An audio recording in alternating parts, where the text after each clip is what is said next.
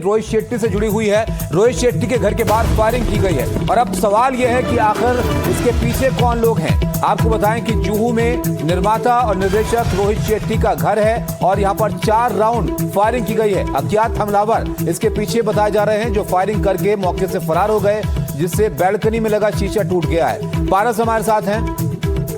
पारस, जरा बताइए, कुछ पता चल पाया इन लोगों के बारे में? कितने लोग थे और कोई जिम्मेदारी लेने के लिए सामने आया इस हमले के बारे में?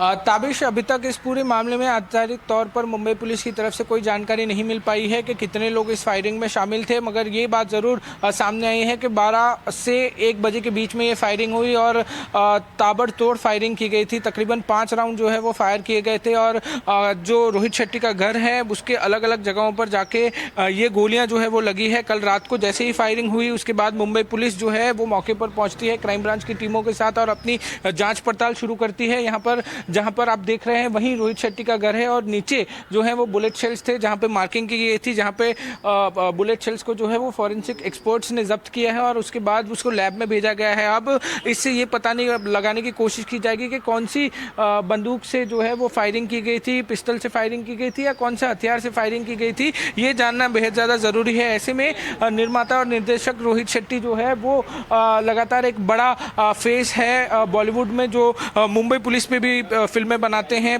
पुलिस के इर्द गिर्द जो है वो पिक्चरें बनाते हैं।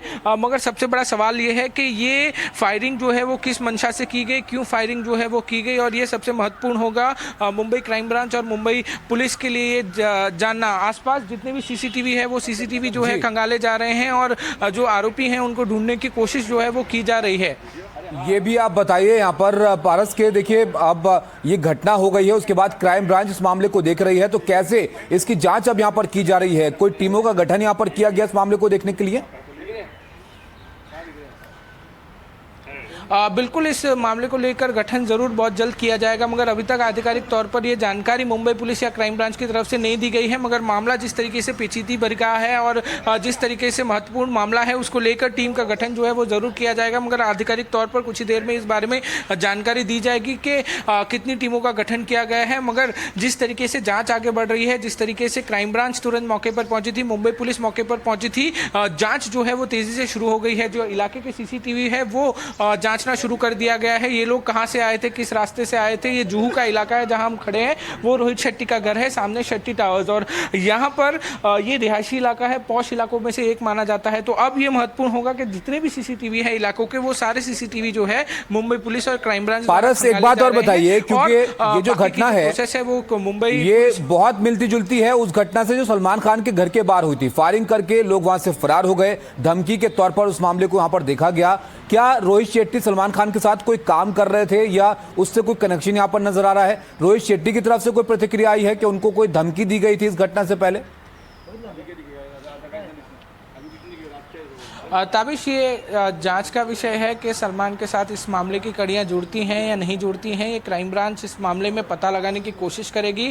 मगर ये फायरिंग क्यों की गई, इसके पीछे कौन है, ये भले ही मिलती जुलती मामला है जो सलमान खान के घर के बाहर हुआ था, इसी तरीके से फायरिंग हुई थी और जो आरोपी थे वो वहाँ से फरार हो गए थे। ऐसे ही मामला जो है रोहित शेट्टी के घर के बाहर कल रात को हुआ है। मगर ये जाँच का विषय है और क्राइम ब्रांच और मुंबई पुलिस की टीम इस पूरे मामले में गहनता से जांच कर रही है, सारी कड़ियां जोड़ने की कोशिश कर रही है। मगर सबसे महत्वपूर्ण है सीसीटीवी ही वो जरिया है और ह्यूमन इंटेलिजेंस वो जरिया है जिससे ये पता लगाने में कामयाब हो पाएगी मुंबई पुलिस और क्राइम ब्रांच की टीमें कि ये लोग कौन थे, कहां से आए थे, किस तरीके से आए थे और किस तरीके से यहाँ पे फायरिंग की गई।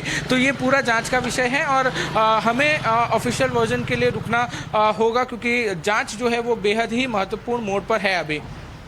जाहिर तौर पर पारस, थोड़ा इंतजार जांच के लिए यहां पर करना होगा, लेकिन इस तरह की घटना आप सोचिए मुंबई के जुहू में हो जाती है, जो कि बहुत व्यस्त इलाका है और वहां पर कई सारे सेलिब्रिटीज के घर हैं। रोहित शेट्टी के घर को यहां पर टारगेट किया जाता है, गोली चलाते हैं हमलावर और फरार हो जाते हैं। बहुत शुक्रिया पारस आपका इस सब जानकारी के लिए। तो इस पर क्या अब यहां पर निकल कर आता है, कौन ये हमलावर थे, आखिर क्यों इस तरह की हरकत यहां पर की गई है, ये तमाम बातें हैं जो कई बड़े सवाल खड़े कर रही हैं। पुलिस मामले को देख रही है, क्राइम ब्रांच देख रही है, तमाम चीजें अब जांच के बाद स्पष्ट हो पाएंगी।